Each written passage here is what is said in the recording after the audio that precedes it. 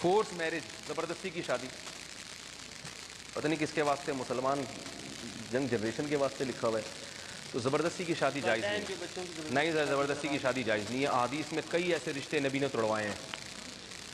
بچیوں کی شادی کی گئی فورس کر کے، زبردستی، آپ صلی اللہ علیہ وسلم نے وہ رشتہ ختم کروا دیا. حالانکہ جس سے شادی تھی بالکل فٹ فاٹ تھا، صحیح تھا بالکل، اور جس نے کی وہ بھی بالکل نیک تھے، مگر نبی نے منع کر دیا. مغیرہ ابن شعبہ رضی اللہ تعالیٰ عنہ بڑے مالدار صحابی تھے. انہوں نے کسی لڑکی کو نکاح کا پیغام بھیجا تو لڑکی کے ولی نے قبول کر کے زبردستی ان کا نکاح مغیرہ ابن شعبہ سے کرا دیا، جو ولی تھے. حالانکہ ولی کے نکاح کی تو بڑی ویلیو ہے، لیکن وہ لڑکی کسی غریب سے شادی کرنا چاہتی تھی.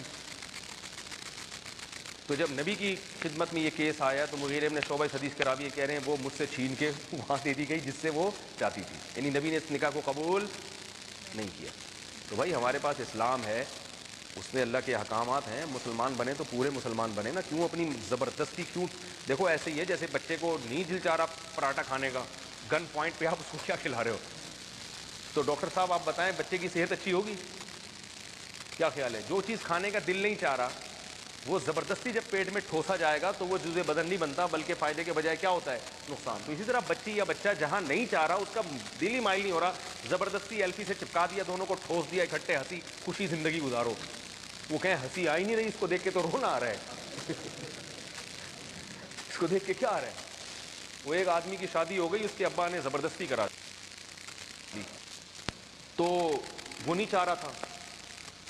اب جب پہلی رات تھی تو بیگم نے اس سے پوچھا کہ آپ مجھے بتائیں آپ کے کن کن رشتہ داروں سے میں پردہ کیا کروں. اس نے گھونگھٹ اٹھایا اور کہا صرف مجھ سے کر لیا کرو، باقی کسی سے کرنے کی ضرورت